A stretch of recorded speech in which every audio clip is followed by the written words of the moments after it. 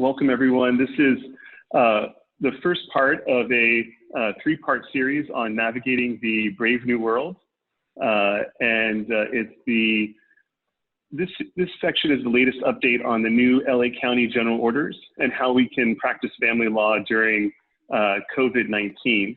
And I wanted to thank our section sponsors, White Zuckerman, and at the end of the class, everyone who's attending is going to receive via Zoom. We're also on Facebook Live. Everyone is going to attend and receive a copy of the PowerPoint, and they will also get an MCLE form emailed to you from the BHBA.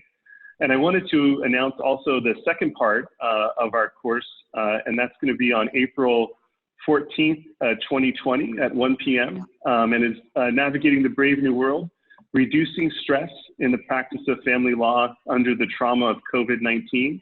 And the panelists will be the Honorable Thomas Trent Lewis and Dr. Susan Rempel, as well as Gulwinder Singh and Jennifer Skolnick. And once again, that'll be April 14th, 2020 at 1 p.m. as well, so in about 2 weeks. Our panelists today are myself, Alphonse Provinciano, and I'm co-chair along with Jennifer Skolnick of the BHBA Family Law Section. We have Alex Greger, who's a certified family law specialist and a partner at Feinberg Mindell, Brandt & Klein. And we have the Honorable Keith Clemens, who is with us from ARC. And we're all going to be discussing the various ways in which the world has changed and how to navigate it through the current general orders. Another thing to offer to all attendees, you can email me directly at al@provinciano.com, and we have a toolbox set of materials available for you. We have all the general orders. We have general orders from other counties that you may be practicing in, Orange County in particular, that we won't be having time to cover here. We also have some form templates that have been generated from our firms on how we're dealing with COVID-19. For example, how we're dealing with employees having to go to the office, how we're dealing with witnesses coming to court, what we're doing to set up settlement conferences. And we have many resources regarding child custody as well. And those resources are the AML recommended guidelines and somewhat what other counties are doing that may be helpful for you in your practice when you're encountering issues about child custody during COVID-19. And I'm sure that there will be questions on that as well. And so you can email me directly, al@provinciano.com, and we'll be emailing you all those materials in a zip format shortly. And one other thing that we have, and we're going to talk about a little later, is a new matrix of the departments that were open in Stanley Mosque came out this morning, and we will be sharing that with you when we talk about what's open and how the court currently navigates the hearings that are still on calendar, which is mostly DV hearing, domestic violence hearings. Yeah, that's right, and it's in our materials, and it's also will be in our toolbox materials, and it's a matrix Alex was able to get and provide to us that'll really help kind of outline where you're going to go when you do go to court, if you go to court. So just to kind of give everybody just a broad general sense of what the landscape that we have right now in place in family court, which affects all of the courts in Los Angeles. We have General Order number 4, which is from March 17th, and that's really the controlling order. And it lists off essentially what are essential functions and what essentially is not essential functions. We have General Order 5, which supplements it. And basically what General Order 4 states is that there are several essential functions in family court. One is ex parte proceedings and processing ex parte proceedings. The other is domestic violence restraining orders and accepting and hearing domestic violence restraining orders, including ex partes, and Hague international kidnapping cases.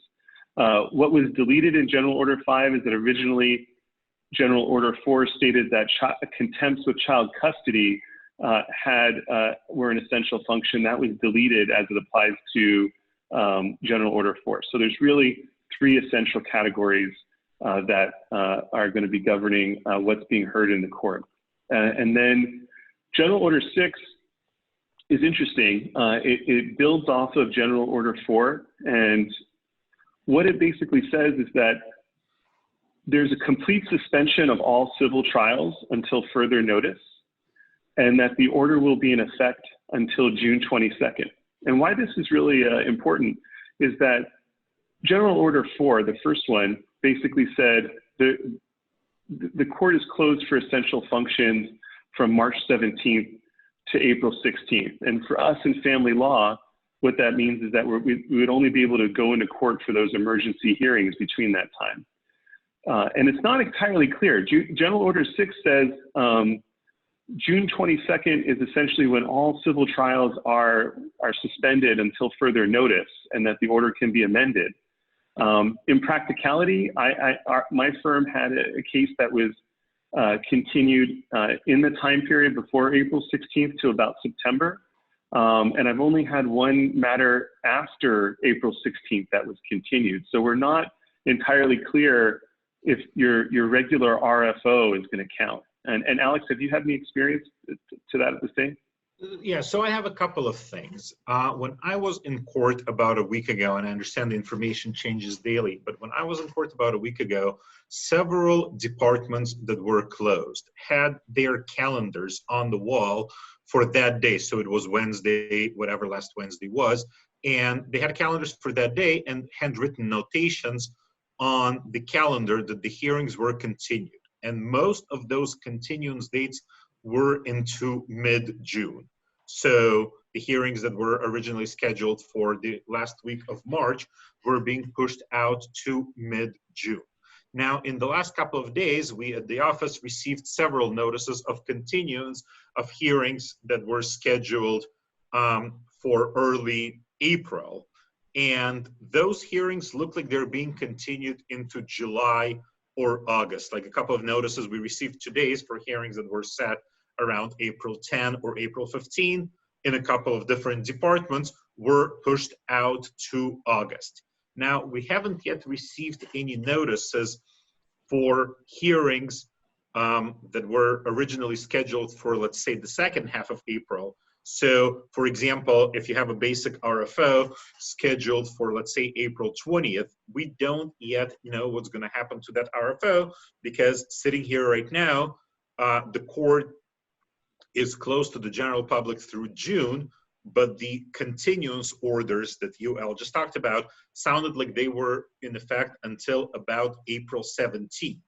And so we don't yet know what happens after that. Now, the case that you described where one judicial officer continued the matter and set a status conference, we had the same experience with the same judicial officer. There was a trial on property issues set for mid-May, and that judicial officer sent an email to the attorneys saying your trial is getting continued and you don't have new trial dates, but here's your status conference for June 1.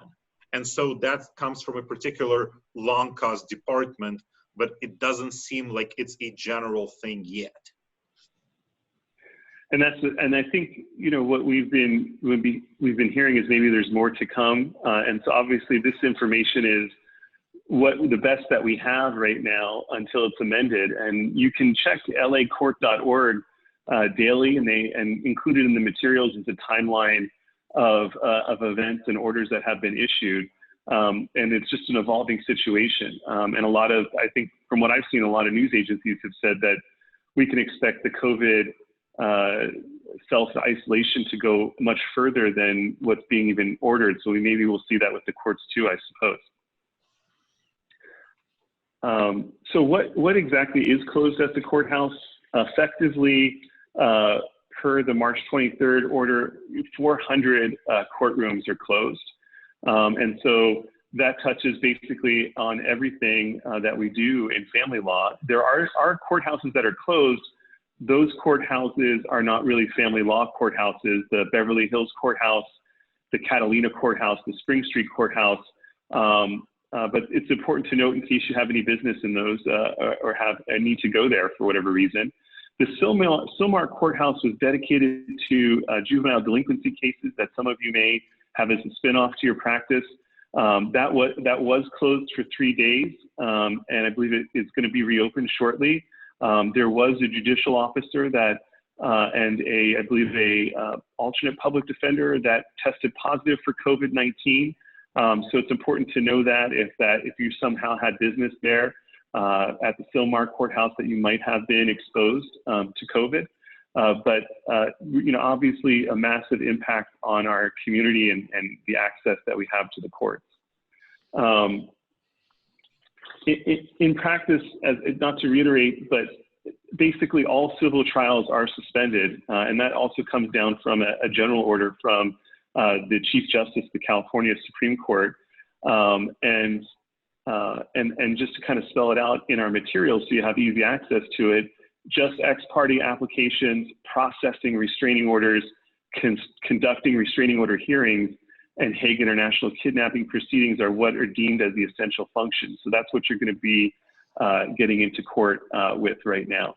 Right. And I'm going to turn it over to Alex as well.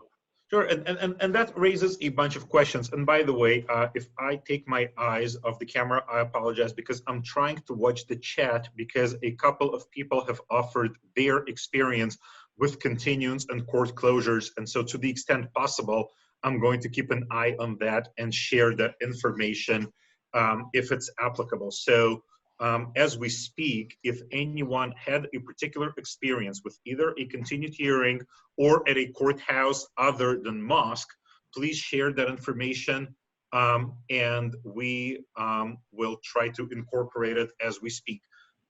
So the general orders talk about civil trials, as Elle said, and it's not entirely clear whether that applies to family law trials. And in my mind, it's even less clear whether that applies to family law RFOs. Now, some other counties have issued clearer and more specific orders related specifically to family law, and have Orange County, for example, issued an order last week that said specifically all family law hearings are getting continued to sometime either after May or into June. So that was pretty specific as to family law. Now, when I was in court last week, I spoke to one of the court clerks, and I just want to be clear that when we're trying to get information from multiple sources, so I will try to be specific as to where we get the information that we are sharing and whether it's official or not.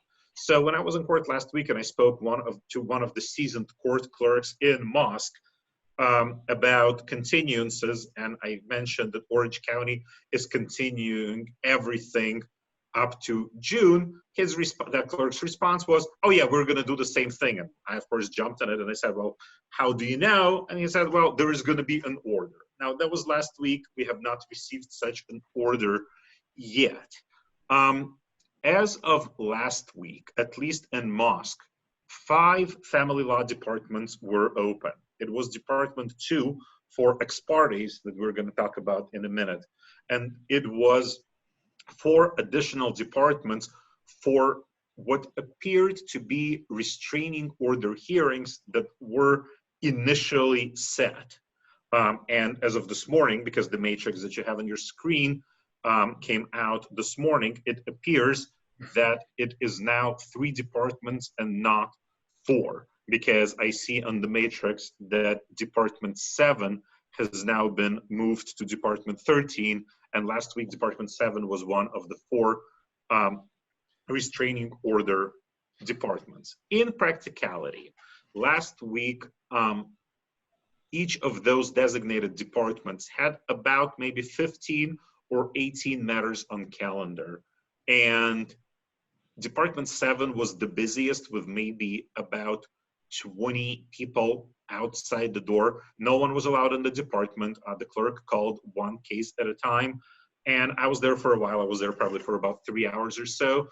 Throughout the morning, it appeared that most of those matters were continued.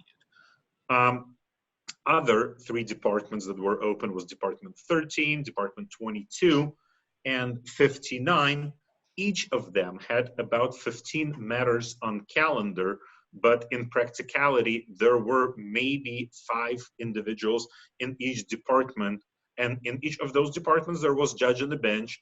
Judge Lees was sitting in Department 13, even though that's not his department, and he was conducting a restraining order hearing. Judge Powell was in his Department 22, conducting a hearing, and Judge Boxer was in her Department 59, also conducting a hearing. And there was a clerk, and there was a reporter, and it looked like a regular hearing, except that there were maybe 5 or 6 other persons waiting to be heard, and not 15 matters on calendar like the calendar indicated. And what was also interesting, that when I was there last week, there were maybe 10 attorneys in the courthouse. So the 3rd floor was pretty active, because I think there were a couple of other departments that were open that are not family law. And most people in the courthouse were proper litigants, with maybe 10 lawyers in the courthouse. So now, according to this new matrix, it looks like instead of 4 open courtrooms to hear DV matters, only 3 are open. Alex, if I could ask you a question. Sure. How far did they have people spaced out in the courthouse? It was pretty good. So on the 3rd floor, it looked like there were more people than on any other floors, but along the corridor, there are signs on the wall that kind of indicate, I guess, 6 feet marks, and are asking people to stick to those signs. And on the other floors, again, there would be 3 or 4 people in each courtroom, and they were spaced out. The whole courthouse had maybe 100 people in it, so it was not difficult to maintain distancing. When I went to check out Department 2, and in the giant room, there were maybe a dozen people, maybe 15 people. And again, probably 10 of them were proper litigants, and there were maybe 3 or 4 lawyers who were waiting either to be heard or to get their paperwork in Department 2.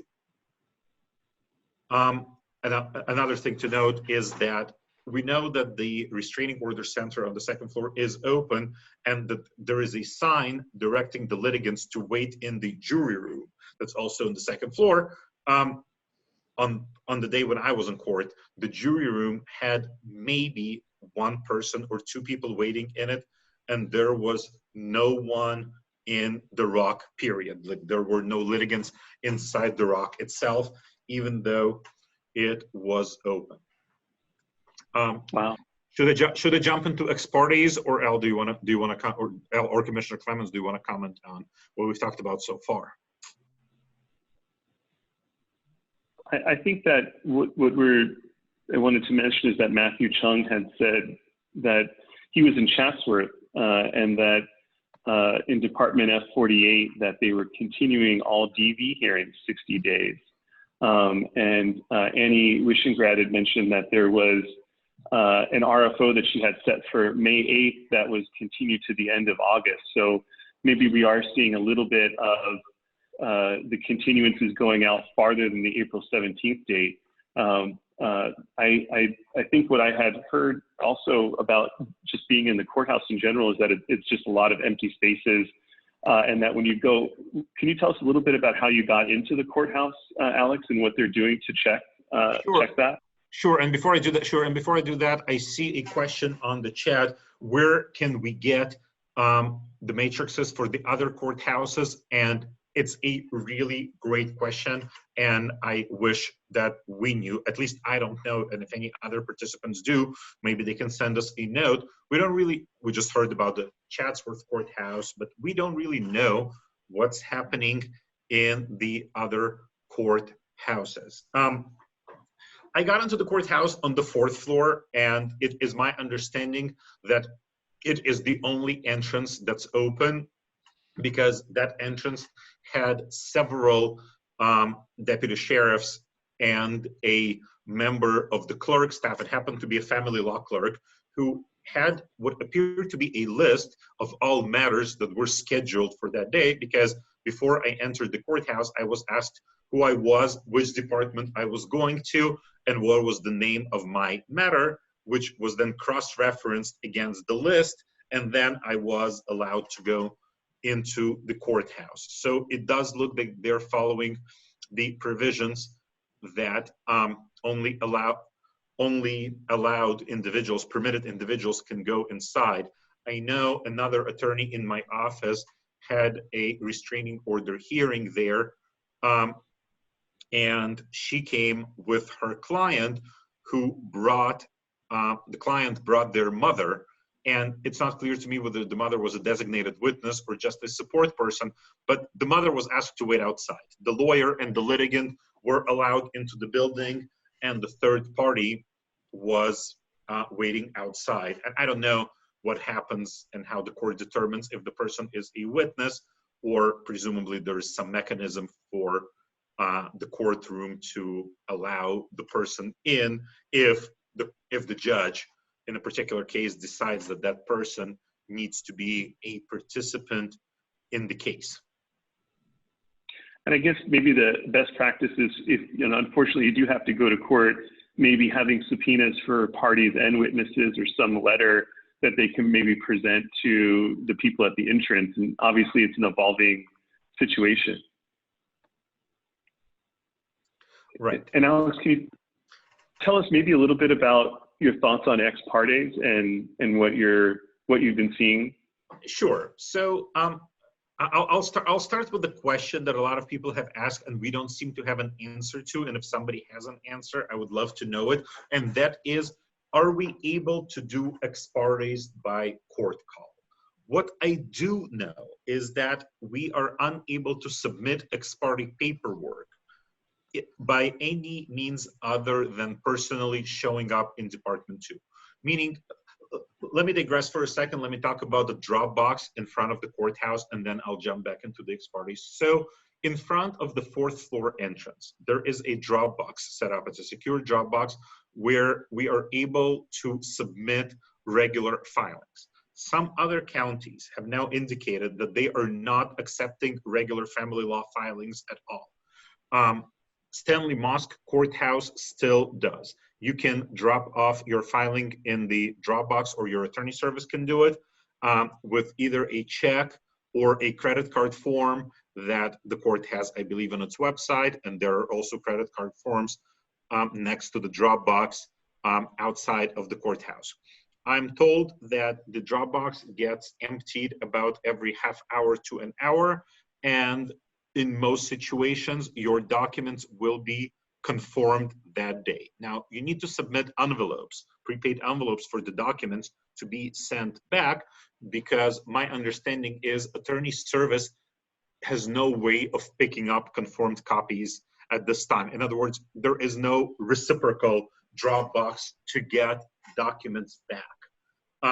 But that's for regular filings. As far as the ex partes, from what I've heard, and I've asked people in my office, and I've asked other lawyers that I know, everyone who has had an ex parte had to show up personally the attorneys had to show up in Department 2 with their paperwork, which then gets processed by Department 2.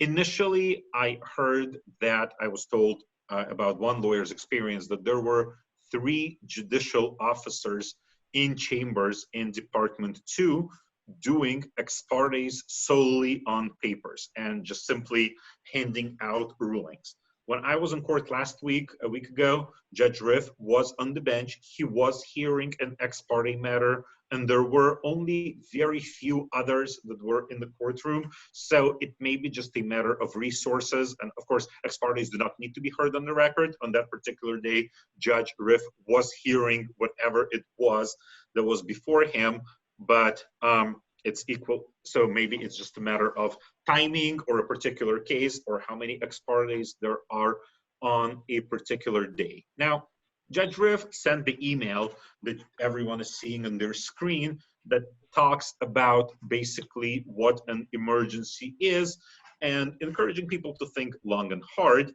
about what is and what is not a real emergency, and how the court will deal with that. And I understand Commissioner Clemens is going to talk in a few minutes about how else these things might be handled, but our understanding is that, let's say, a custody ex parte based on COVID-19 is not likely to get granted. I've now heard, we have not brought one, but I've now heard of a couple of cases where one parent was withholding a child from the exchange and went in ex parte to stop the exchange, and that ex parte was denied in two separate cases, which I think signals to us that COVID-19 in and of itself is not grounds to seek an ex parte, what amounts to an ex parte custody modification. A couple of other counties in California, Orange County and some other counties up north, have issued pretty specific directives to their family law bar that indicated that COVID-19 is not a reason not to follow orders, that unless the kids are now on actual school spring break, we are treating this as if the school schedule is in effect. And I actually got an email from Orange County from Judge Hurwitz a minute before we got on this webinar, and I apologize, I'm looking at a different screen, that basically reiterated this, that we expect everyone to follow the court orders, and that COVID-19 in and of itself is not grounds to modify a custodial arrangement. And I would just say from the chat, jump to Commissioner Clemens. Yeah, I was simply going to say that notwithstanding the definition of ex partes being limited to emergencies and the like, Judge Riff has also expressly said that you can use the ex parte process to submit a stipulation for the appointment of a privately compensated temporary judge to Department 2. So whatever the rule is, it includes getting a stipulation to appoint a private judge. And I think obviously as the days go by, that may be more important to get things done, especially if things get continued out much longer. And I did want to point out that Matthew Chung mentioned to us what's been going on in Van Nuys. He says outside the Van Nuys courthouse, there were 2 tents where there was drop boxes, and that someone would take your paperwork and get it stamped and give you a yellow slip, and then take you up to the department you're in, which I imagine is what is happening in terms of ex partes. And he said that people were stopped at the courthouse door if they weren't a party to a case or an attorney for a DV or ex parte. They were essentially excluded, and that the police were strictly enforcing staying 6 feet apart, and that the judge only had one matter, and it was in Department J that he had. So thank you, Matthew, for sharing that. That actually helps probably a lot of people who have cases there. Right. And I wanted to acknowledge a couple of additional comments. One from Annie Wishengrad, who mentioned that she had an RFO set for early May, and she already received a notice of continuance of that RFO. But on the other hand, she had a matter that was set for April 15th, and she has not yet received any notice that that matter was continued. April Zonas also sent a note, thank you, indicating that there was an RFO set in the Department 81 for April 29, and that hearing was also continued into July. So we don't know if this is a court-wide situation or if there are specific departments that are doing something different for either their own reasons or for court-related reasons. One question when it comes to restraining order hearings is what happens with a restraining order hearing that has been specially set? In other words, my understanding is that the 3 departments that are open right now for DV processing are the ones where initial hearing was set 21 days out from 21 or 25 days out from the initial filing.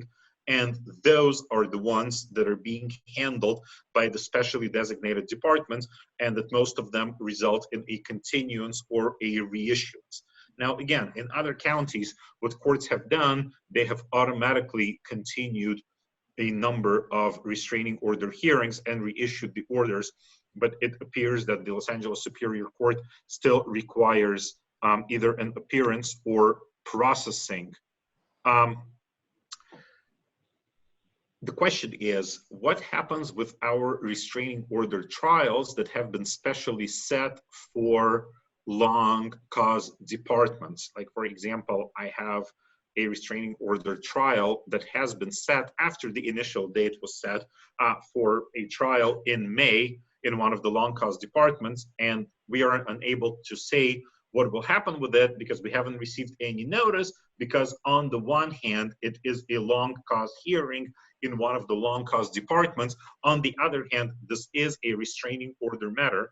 And I was speaking with Olga Ginsburg this morning, a colleague of ours, who mentioned that she also has a multi-day restraining order hearing set for the end of April, and they too have not received any notice of what will happen to that hearing. I think it's safe to assume that hearing will not go to one of the designated clearinghouse courtrooms, but we don't know yet what will actually happen.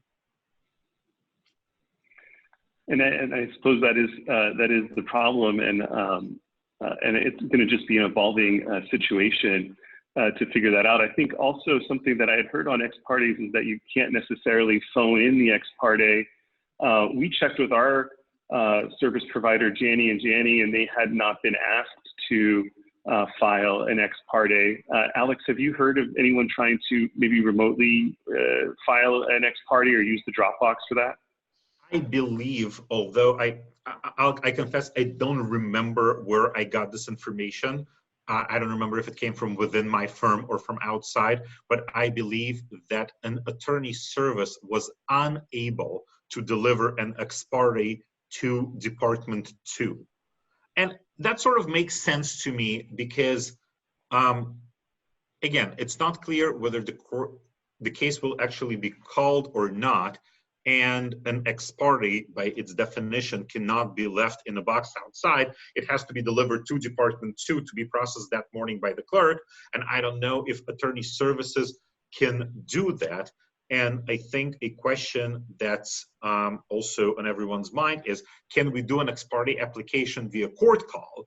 And I am not aware of any situation where anyone has been able to do that successfully. And if anyone has information on that, please put that in the group chat and we'll talk about it. My understanding is thus far, everyone who wanted to bring an ex parte application or even a reissuance of a DVRO, even a stipulated reissuance to one of the open departments, a lawyer had to physically appear with the paperwork in the courthouse. Let me point out that there are lawyers out there who are saying either that the lawyer or the client really has a good reason not to physically go to the courthouse. It is not safe for them to do it for health reasons. And they are demanding access to the court pursuant to the ADA, the Americans with Disabilities Act. And exactly how the court is going to handle that remains to be seen, but the ADA requirements have to be taken seriously. That may prove to be a way that lawyers or parties who legitimately qualify under the ADA can appear remotely. We'll see. I think there may be a judicial counsel form that you can submit for that as well. Although obviously going in on the same day, it's going to be kind of challenging to do that. And there's a question on the chat from Minty, which I think we just touched upon, which was if someone has a restraining order hearing next week, can it be continued without going in? And I think based on our experience, the answer seems to be no. It seems like if it's in downtown an appearance is necessary in one of the clearinghouse departments that handles the calendar for the initially assigned department, and that it seems like continuing it is going to be no problem, but it sounds like the attorney needs to show up in person with the reissuance paperwork. So far, I have not been aware of any other way to do it. And Margot Boucher says that she was told yesterday by the clerk in Department 2 that attorneys and litigants can appear ex parte via court call. However, that's different than the instructions that are out there. So it may be evolving. You may need to call your courtroom and get a heads up the day beforehand, maybe the practice tip to do right now. Just moving on from ex partes, although that's really kind of in some ways, that's where it's at for us right now, that and maybe mediation and ADR. There's some other things that you should know about what is being reduced and how that's going to affect us all. And I think that the biggest thing that we have this in our materials, is a sequence of question and answers from Judge Riff that he provided via email. But one of them to note is that the judgment processing unit is still operational, so you can submit your judgments, but it's on a reduced scale. So what that means is you're going to have to expect some delays in getting, I'm assuming, orders after hearings and judgments processed. There was a question, and this is kind of what Alex had brought up a little bit too. This was answered by Judge Riff, although obviously every case is different. You can't necessarily say what's going to happen in all cases. That if you do have a long cause DVRO or the second hearing where you're going to have to present evidence, under the current situation, that the judicial officer may make a finding that under the circumstances the hearing will not proceed, and then continue it out for good cause past the 21-day mark. And obviously every case would be different in that way. And it sounds like that's what the panelists heard as well. One kind of, I think, important thing to note, and this is also, we've got a workaround in our materials to be emailed to you, is that, can you go to work? And I think there's a little bit of a debate about this. I know a lot of us are just choosing to work from home, or maybe, work in an office where there's no one else around. For sure, you can maintain your safe social distancing, but what if you have staff that are not attorneys that need to go to work, or just if you yourself are questioned? And taking a look at Governor Newsom's stay-at-home order of March 19th, it really references the CISA guidelines that were set by the public health officer. And both of those are in the email materials. And it defines what a critical essential worker is. And in one of those 16 categories, it's professional services such as legal, when necessary to assist in compliance with legally mandated activities and critical sector services. So there's some questions that arise. Do your legal services only have to be provided to essential workers, or is it just the fact that you're engaging as an officer of the court in your regular business? It's kind of my take on it, that as long as you're engaging in your regular business as an officer of the court, you've got to be at your office to receive things like mail, respond to legal documents, and the like. And I know that Alex, your firm has kind of taken a similar position, but a little bit on a different bend as well. Maybe you could share that. Sure. So most of us are working from home, even though we have taken the position that at least to the extent that we represent litigants in domestic violence matters, and matters that affect child custody and exchanges during COVID-19, and in matters such as filing modifications of support for individuals who are affected by COVID-19, we deem those to be essential functions and within the spirit of the existing shelter-at-home orders. We are working remotely successfully. We have a skeletal crew of maybe 3 to 4 people who rotate in and out of the office and doing exactly the things that you described, Al. They receive and open the mail, they scan it so that the legal assistants and the attorneys can look at it. They mail out things that cannot be delivered electronically, although for most of our matters, we are able to serve things electronically, and our attorney service receives emails from us, and they are the ones to print and deliver documents to the courthouse. It's a matter of comfort. There is no clear answer. I feel pretty comfortable that if I am driving to court or to my office, and if I am pulled over, I can explain that I am an attorney and what I am doing, and that's going to be okay. But we haven't had any specific experience as to whether lawyers in the civil or family law arena are able to work out of their office. And as a practical matter, most people are working remotely. And I know for us, we've also had a lot of success in getting email service stiffs on all of our cases, and have been circulating that as well, and kind of trying to do settlement conferences virtually. And I do know that there are court reporters that are offering Zoom depositions, but there's a lot of problems with that in terms of, is the witness going to be coached? How can you effectively stop that? And those types of things. So it may be something that has to be waited out until this is all over. I wanted to jump for a second to the last question in the chat. It's a little bit outside of scope, but there was a comment about what is the California legislature doing or the Judiciary Committee regarding the family law situation. What I know is that the leadership of the California Lawyers Association sent a letter, I believe yesterday, I haven't seen it, but I know there was a letter sent to the governor asking for the clarification of a number of these things involving lawyers performing essential functions, custody issues in the time of COVID, and things of that nature. Now, I am assuming that our government and the governor and the mayor's office are working as fast and as hard as they can, and the same goes to our court leadership. And so some of these answers are just not available on the granular level that we would like them.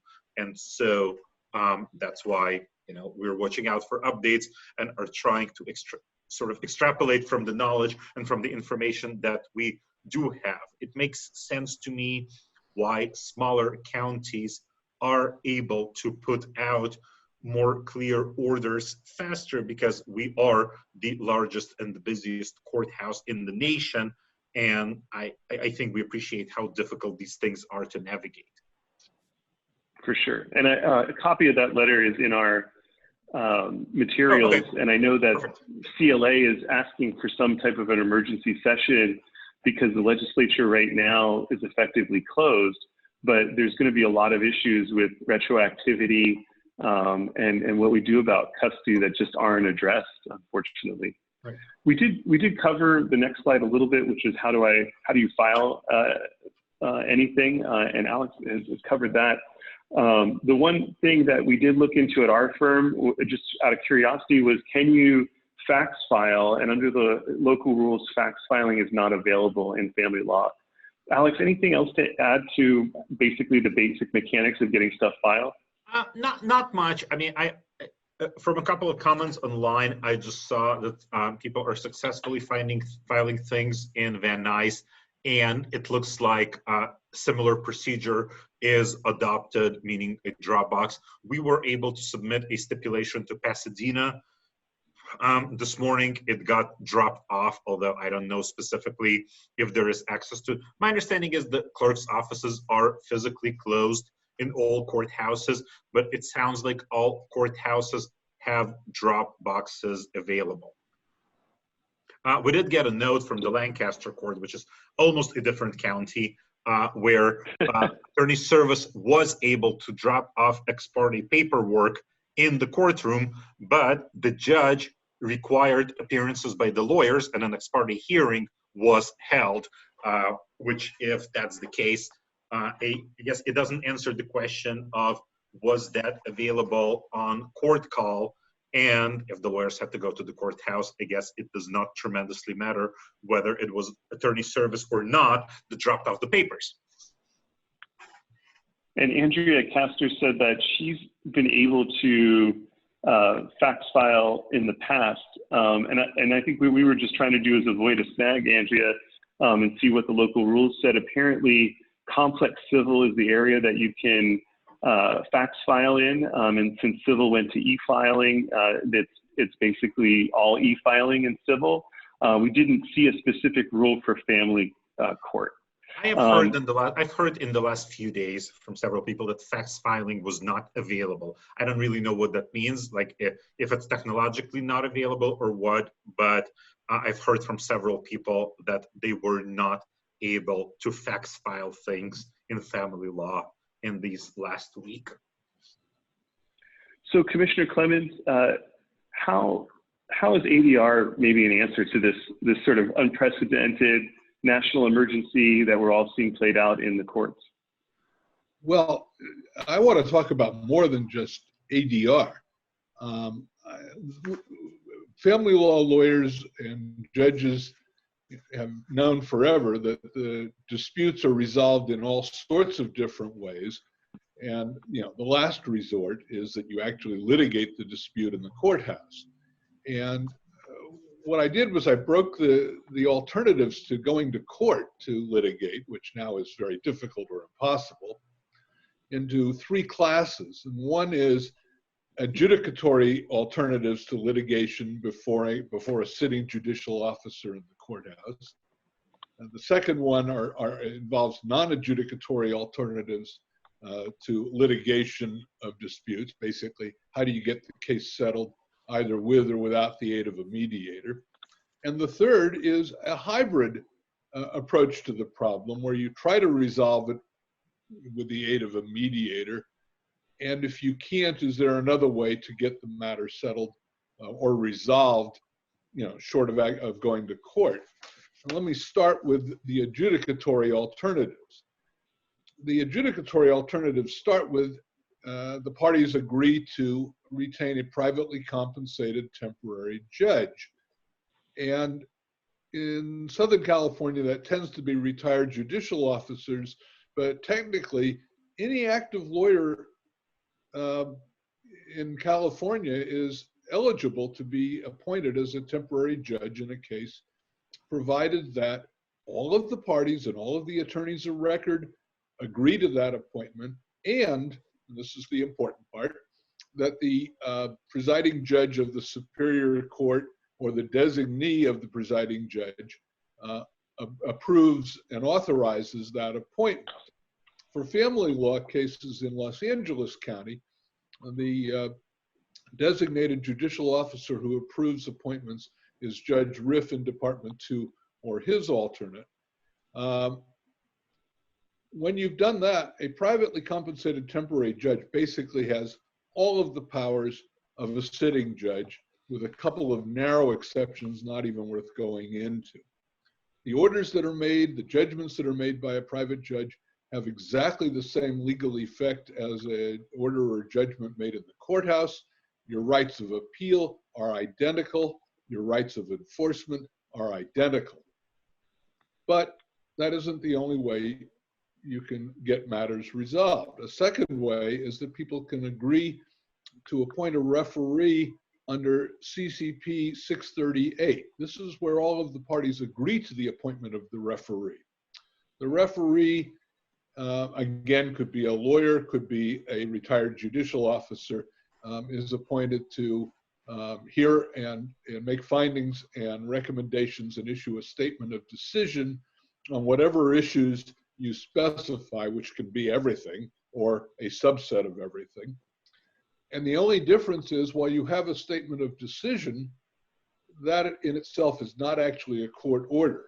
So the question is, if one party doesn't like the statement of decision of a referee, the party may say, well, it's not an order yet, I'm not following it. Now, it may be that sooner or later it will become an order, and there may be very bad consequences for deciding to ignore it, but legally, you're not quite in the same place with a referee statement of decision when you can't get a judge to sign an order.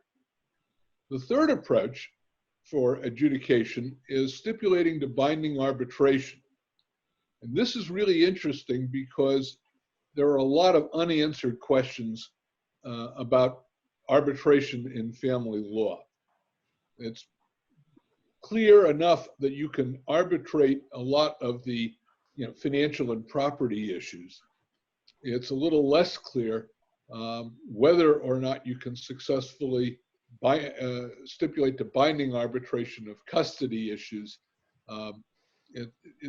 There's no cases that are actually on point, but there is a lot of law that makes the question a little unclear, and I suspect that down the road the courts are probably going to be receptive to saying yes, as long as all parties agreed to the arbitration, that we will allow it to be binding. But of course, it's always modifiable, but that's true for a decision made by a judge in a court after a trial or hearing. I will say that the person who's really expert on this subject is Leslie Shear, and I'm sure that she will be more than happy to aid people if they need to get into this more deeply. But here's the real advantage of binding arbitration. You don't need a judge at all to deal with it. Arbitration is really a matter of contract. As long as the parties agree on who the arbitrator will be and that it'll be binding and what the issues are that the arbitrator is to decide, that's at least initially going to be a way to get the matters resolved. Now, what you also need to do when you do that, though, is to anticipate problems. You need to specify to what degree the arbitration award will be appealable. The default is basically pretty not appealable, but you can specify that the arbitrator does have to follow California law, and that expands to a degree your appealability of an arbitration award. And again, you have the enforcement problem. You have an arbitration award, but that's not the same thing as a court order. Again, the question will be if somebody says, well, yeah, I see the arbitration award, I don't like it, I'm not going to follow it. The question is, will that person pay a price when the courts reopen and the other party gets to go in and say, here's the award, the person agreed to this process and then blew it off. I want appropriate remedies. Let's move to the question of non-adjudicatory alternatives to litigation disputes. Parties settle disputes all the time. They negotiate, they enter into a stipulation. Of course, a lot of people negotiate and it's all very informal, but it also could be quite formal. You end up with a stipulated order that eventually gets entered. If both parties have lawyers, often these negotiations are four ways. It's just the parties and the lawyers. There is also collaborative law, and there are other non-mediation processes for getting to an agreement. And then finally, we have mediation. Mediation is governed by Evidence Code 1115 to 1129, and there you have both parties, if they have counsel, they add them in, and then you have the third participant who is the neutral mediator. Now, mediation is a confidential process. The only thing that comes out of a mediation, unless there's an agreement to the contrary, will be any actual stipulated agreement or order or judgment.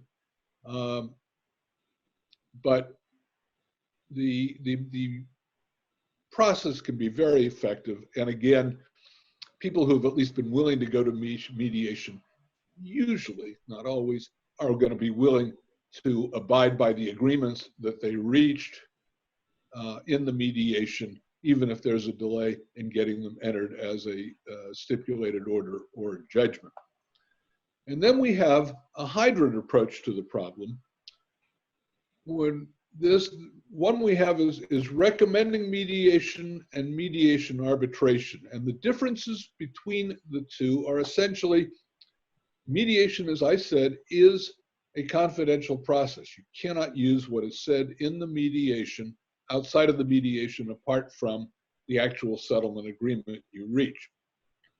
If you decide to use a recommending mediation process, what you're saying is we will agree, and you need the mediator to agree to this as well, that if we don't settle, the mediator can make a recommendation as to what the appropriate resolution of the dispute should be. And the question would then be, to whom is the mediator making a recommendation? And the answer is somebody else entitled to actually decide the dispute.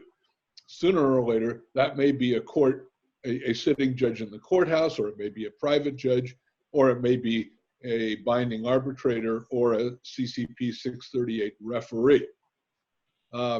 You just have to have your agreement be very clear about the waiver of confidentiality implied in having a recommended mediation. Mediation arbitration is a similar idea, except that one person serves as both the mediator and the arbitrator. I've done a number of these.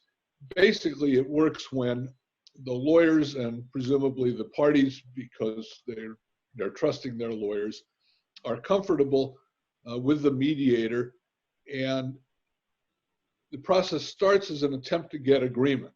And at some point, if the parties are unable to agree on a resolution of their disputes, the mediator says, okay, this isn't working as a mediation. I am going to have to decide this as an arbitration. And again, you need in advance to agree on what the procedures are going to be. Does the mediator consider everything that he or she learned in the course of the mediation? Or do we do the same process that judges who try to settle a case and then can't and have to try it do, which is to ignore what's said in settlement and just decide the case based on evidence being presented? Will there be a separate hearing to bring in witnesses, or will you have a court reporter? All of those kinds of things. And then the matter is decided as a matter of binding arbitration. And I've already discussed the problems with whether or not, or to what extent, binding arbitration will be enforceable in a family law case. All of these are available mechanisms, and lawyers are familiar with either all of them or many of them already. I think you're going to see even more of it going forward. And that's really what I have to say about how different ways you can get things resolved. It really isn't going to work very well short of getting back in front of a judge in your really high conflict cases. I mean, if the parties are truly at war and one person says, I don't care what anybody says, I'm not going to do what you want, you're going to have a problem, and that problem won't be resolved by alternate dispute mechanisms. But an awful lot of cases, people understand they do need to resolve disputes, and a lot of people, once they go through whatever process they choose, are willing to live, even if they're not completely happy, with whatever decision is made by whatever neutral makes the decision, either as an arbitrator or by the agreement of the parties. And this program, we kind of build it from 1 to 2, but we do have some extra time as long as Alex and Commissioner Clemens are free to do some Q&A. I know we've gotten some more questions in, and we had some questions submitted beforehand. I took one question that I was.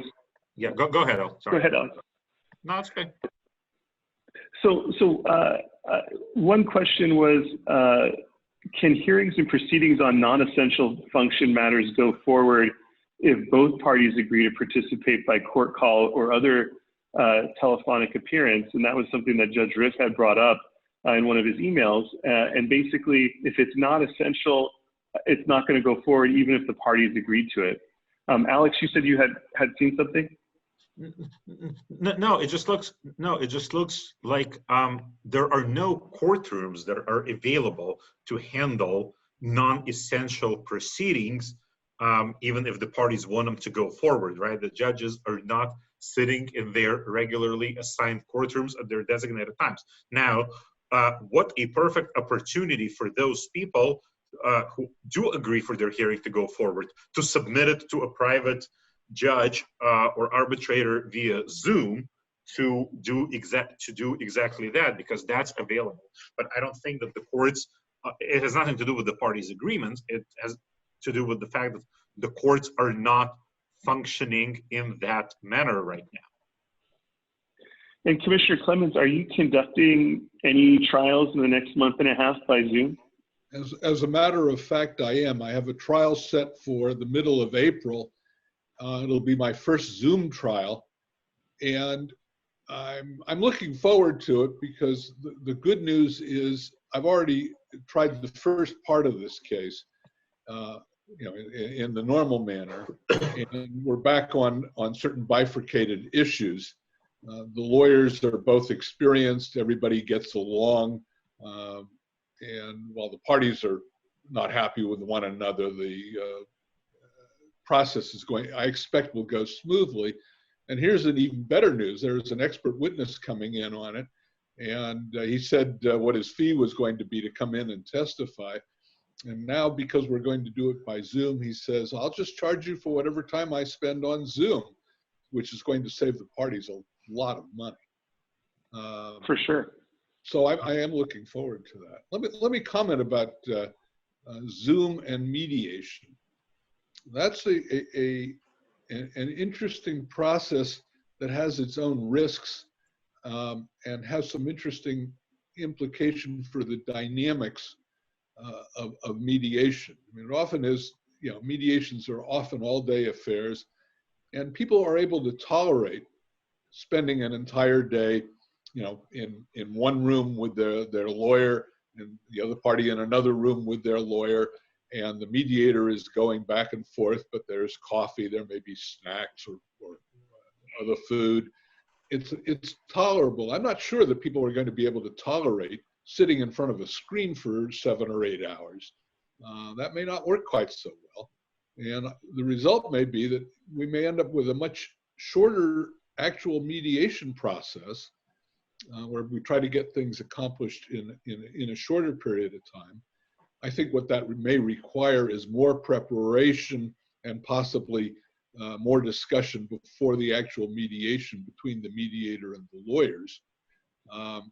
But I think the dynamic is going to change. There's also a risk with Zoom in the following sense. If I'm doing a mediation in an office where I'm simply going from one conference room to another, I'm going to know what I can say to one side and shouldn't say to the other side because I'm not supposed to disclose something. The risk with Zoom is while you can have these side conferences that are only with one party, if you mess up, you may accidentally discover, hey, the other side was hearing what I had to say to the first party. That'll be one interesting challenge. But my brother is now doing a specialized kind of mediation at ARC after his 45-year career at Jaffe and Clemens has ended. And he's doing exactly that. He's saying we don't need to spend extensive amounts of time if we can do things up front and get prepared. Somehow we'll manage to get to a good result much faster than staying there all day or even half the night. That's the answer to what's going on with Zoom with me, and I'm looking forward to developing, more competence in using it. I'm still a newbie with Zoom. It's great. It's great technology, and the breakout rooms work really well. And the only thing I don't know is if the breakout rooms can be preset in advance. Like, for example, breakout room for party 1, breakout room for party 2, breakout room for lawyers only. But it seems it seems doable. It seems doable, although probably not as comfortable, of course, as we typically do it in person. I want to get to the questions that were asked online because we still have a few minutes, and there were several questions in the Q&A section that I just wanted to make sure we answer, and I kind of took a look at them. And Al, do you want to read the questions, or do you want me to read the questions and try and take a crack at answering? How do you want to do this? I think I've got a kind of paraphrase one from, I don't want to mispronounce the name, it's Ritzel No. And it essentially, they have a restraining order in Mosque on April 13th, and the opposing counsel is not going to continue the case. And essentially they want to know who to call to the clerk to set up a video call or a court call, or should they just go in person? I think that, you can seek a court call, but my take on it is, unless there is real serious concern, it might be better for at least the attorneys to appear in person to seek a continuance and maybe check just a few days beforehand to see what the court's doing. What do you think, Alex? Right. So a couple of things. And, the specific statement was the opposing counsel is not agreeing to a continuance. Jennifer Skolnick just made a comment that she was able to continue a DV matter by stipulation via court call, but apparently that was a stipulated continuance. Now, in this situation, the first thing to recognize is that the hearing has been set in one of the clearinghouse courtrooms, so you have to look at the matrix, see where your hearing has been assigned, and try to call that department. But if there is not an agreed upon continuance, my sense is that is exactly the situation for which these courtrooms remain open, and somebody will have to show up. And it's clear that continuances are encouraged, and it is clear that a judge is able to just find good cause and continue the hearing. At the same time, however, I think by not bringing the parties and witnesses to the court, you run the risk of, technically this hearing can go forward, right? This is exactly the type of hearing for which the courtrooms are still open, so it could go forward. So maybe the advice is to have your clients and the witnesses on standby somewhere nearby, or be ready to tell the court, I can have them here in an hour if we are actually going forward. But that sounds like what I would do, because if it's not a stipulated continuance, I don't see how continuing it by phone is possible. I think you're right, because the court may say, we've got it, as every case varies, we've got to take care of this right now. So I think that that's a real possibility. And that was also Ritzel's follow-up question, is should I bring the witnesses to court? And Ritzel had another question was, what if your client loses their job, no savings, due to COVID-19 environment? Are they still expected to pay child support and spousal support? And Ritzel's thought was, I think, yes, for child support, but would argue waiver of arrears if there's no money left. And I think this is going to be a really big problem. And I know the CLA FlexCom board, that's what they're eliciting from the legislature, is some implementation on emergency legislation to deal with retroactivity and the inability to pay. And I think really at this point, the courts are still open. So you've got to file your RFO right away. You get retroactivity.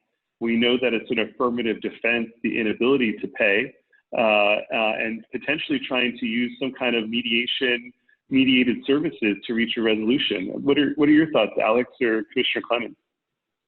Commissioner Clemens, you want to go first, or you want me to go first? Well, I'll say a couple of things.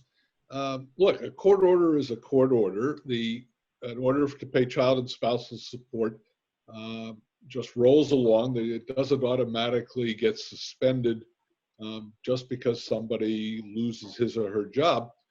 And that person absolutely needs, at least under present law, to file an RFO to seek a modification of support because of this disastrous occurrence. And while you might be able to beat a contempt based on inability to pay, contempts are not brought very often for enforcing support. And frankly, they should only be brought as a last resort, not a first resort anyhow. So they're just not a very efficient way to enforce a support order. But the money is still owed unless and until that order is modified. So that it's important for people to file, and then sooner or later, hopefully get a modification and retroactivity. I think that's right. I think, we've seen several There was an email from Judge Lewis, I think, last week, and we've seen several things which all basically say the same thing. Your order is not just automatically modified or suspended because of COVID. So either reach a stipulation for a lower amount or reach a stipulation for some sort of a forbearance, meaning that support is not modified, but perhaps for a period of time, the payor pays less. And if the arrearages are paid off until a certain date, you don't view this as a violation of the order and there is no interest accruing. At the very least, try to obtain a stipulation for retroactivity, but if none of the above works by stipulation, file the RFO. File the RFO to preserve the retroactivity. Do what's practical, but expect that when that RFO finally gets to a hearing several months from now, the court may modify retroactively to the date of filing and service, and it may be that the payor still owes the money to the payee, although I imagine, this hasn't been tested yet, I imagine that there will be probably some sort of relief from default, meaning probably no interest on penalties and probably some sort of a payment plan on the arrears. Commissioner Clements, I cannot tell if you're agreeing or disagreeing. I'm smiling because I used to chase deadbeat dads and I promise you deadbeat moms for a living, and I know something about this area. And the reality is, people can make agreements, and if they make them, all that I can say is they've got to do it in writing. You've got parties that, lawyers are going to want to do things in writing. That's what we're all trained to do. But parties also make their own agreements, but they absolutely need to create some kind of writing, preferably signed by the party who's giving up something, so that you don't find yourself months or years later on the wrong end of a spouse who says, you owe me a whole bunch of money and you owe interest at 10% per annum on those arrearages. It's really important for people to do that, and I second what Alex said about the importance of getting an RFO to modify support on file right away. Now, maybe the legislature will create new legislation to help deal with this problem, but they are going to be kind of constrained by federal law, which also puts some extra constraints on what the state legislature can do. So I'm not going to spend more time on the details here. I want to pick We've up. got about 140 participants still online, so I know that we've probably at least got another 5 or 10 minutes to want to get through some more questions. I want to get through the couple of questions that I am seeing, and someone just sent a new question that we'll get to in a minute. The quick question from Robert Stanley is, are we able to file new family law cases in Pasadena? The answer seems to be yes. I think that through the drop box in front of the courthouse, you're able to file a case. Just make sure that you include self-addressed stamped envelopes, because your attorney service is not able to pick up conformed copies, but the court will send them back to you. From Jeremy Swanson in Bakersfield. Hey, Jeremy, thanks for watching.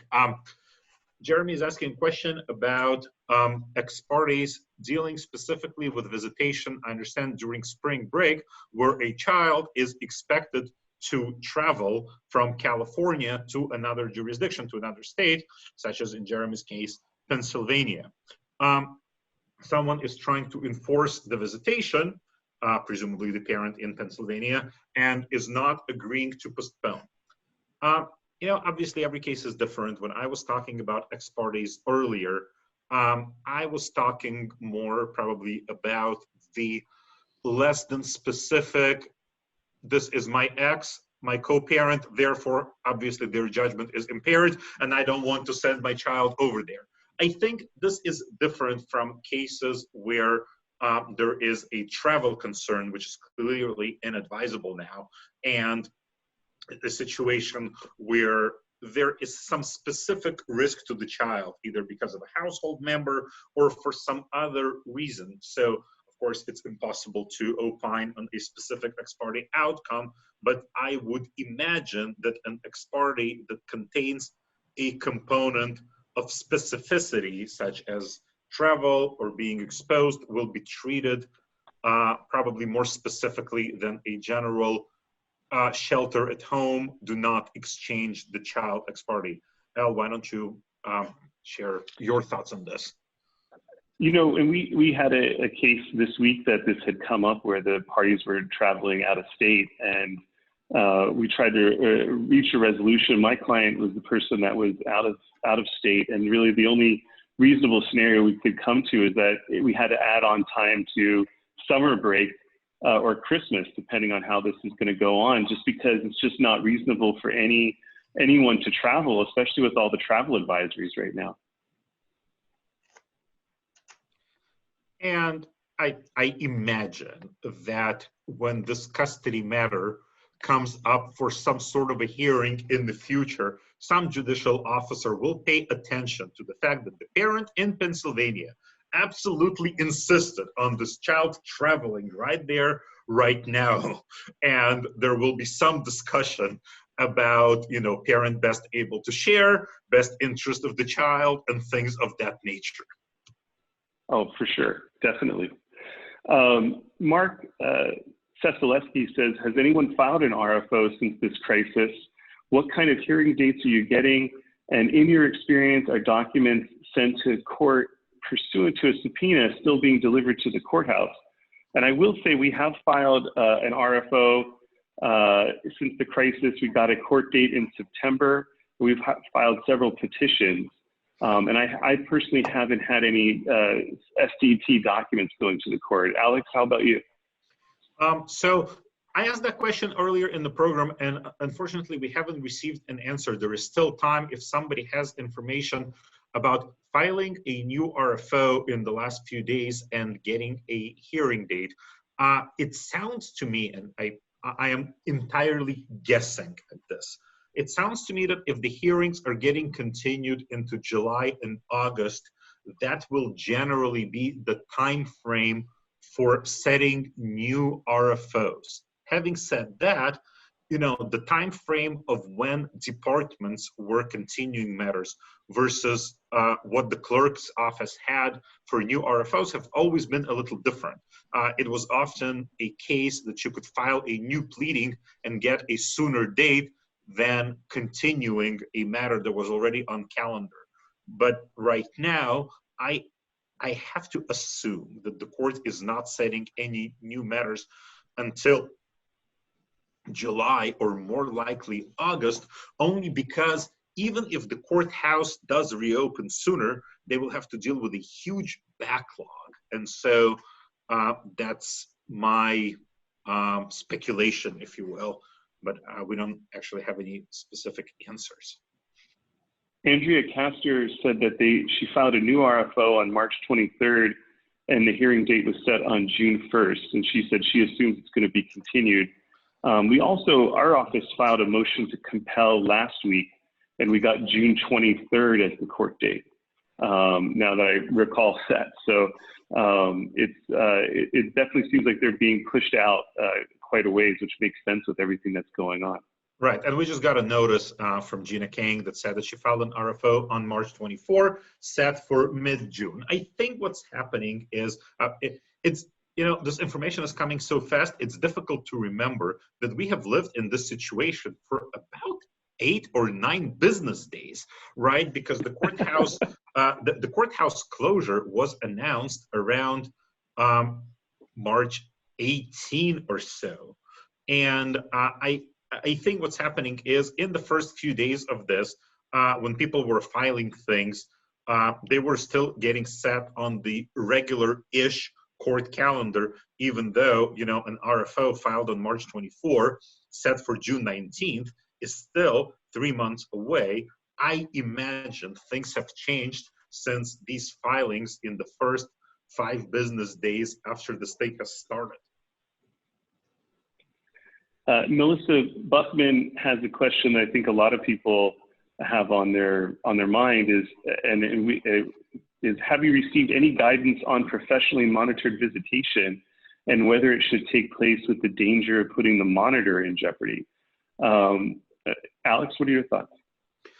I know, well, I can only say what other counties are doing because I'm keeping a close eye on this, and what other counties are doing are virtual monitor. So one of two things. With professional monitoring, there are some announcements from other counties that talk about doing supervised visitation virtually on Zoom or on some other platform.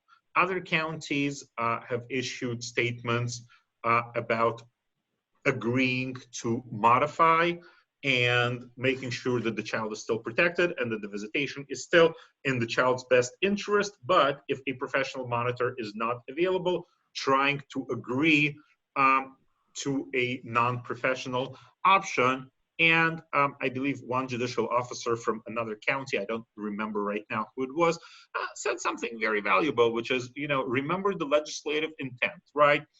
Frequent and continuing contact, access of the child to both parents while protecting the well-being of the child. So within those parameters, the parents are encouraged to come up with alternatives, although I guess the court order is still an order, and if parents are not able to come up with an alternative, the monitoring does not just get suspended because it's unavailable, because presumably there was a reason that the monitored visitation order went into effect in the first place. And I think, the AML... I want to see if Commissioner Clemens has any comment on this. No, I was reacting to another question I just saw about the privacy concerns surrounding Zoom. And look, we're lawyers. We have duties to keep certain information confidential. And if Zoom turns out to be really weak on this, or not even really weak, just somewhat weak, that's potentially a problem. I point out that to the extent you're using Zoom for hearings, there isn't really the same kind of privacy concern because hearings are really a public process, and then there's nothing confidential about what goes on in a hearing or trial. That's one. Two, I'm going to believe that Zoom, like every other high-tech company, is out there trying to fix whatever bugs are revealed, whatever vulnerabilities its software may have. I'm sure they're trying to fix it. Having said that, can I guarantee that Zoom is totally safe? No. And I think I was talking to someone, Commissioner Clemens, about this in the medical field, and there's apparently HIPAA compliant Zoom that has a higher privacy setting on it and prohibits recordings. So maybe something that we have to take a look in as well. Okay. Well, it seems to me that to the extent you're dealing with your own clients on Zoom, that's where your real privacy concerns come. That's where you really have to be as careful as possible. Yeah. For sure. The interactions with the court or the interactions with the other side, but you don't have much in the way of privacy concerns. I don't mean zero, but it's not the same level. Okay. Alex, you have a question you see? I'm sorry? Any questions that we've left unanswered so far? No, I think so. No, someone asked the question. We talked extensively about Stanley Mosque and anecdotally about other courthouses where our colleagues have been having cases. We don't have answers for other courthouses, such as, for example, Santa Monica Courthouse. Someone asked the question, but my understanding is Santa Monica Courthouse family law function is very limited to begin with, so I don't really know. It's just settlement, that's right. Okay, and Santa Monica just for settlement. The question of reaching a live clerk, Feinberg, Mandel, Branton Klein does not have any secret telephone numbers to reach a live clerk. I understand that there is a live clerk in Department 2 every day, but they're probably not picking up the phone as they're not in other departments that are open because, because probably of the volume of things they have to deal with otherwise. I know that a couple of people were successful emailing a judge in their case with a copy to the other side. I'm not recommending this, but especially for like specially set long cause matters, I know that some people have been successful in communicating directly with the judicial officers. And I think we've answered all the questions that we have received. Yes, and we really appreciate everyone's attendance. And I wanted to thank Alex Greger for volunteering and also all of his actual courtroom experiences and in dealing with all of this and that of his firm and calling and polling people as to what they've gone through. And wanted to thank Commissioner Clemens as well for all of his input and insight and how there's workarounds to all of this. And just to remind everybody, this is the first part of a three-part series. Our next class is on April 14th, 2020 at 1 p.m.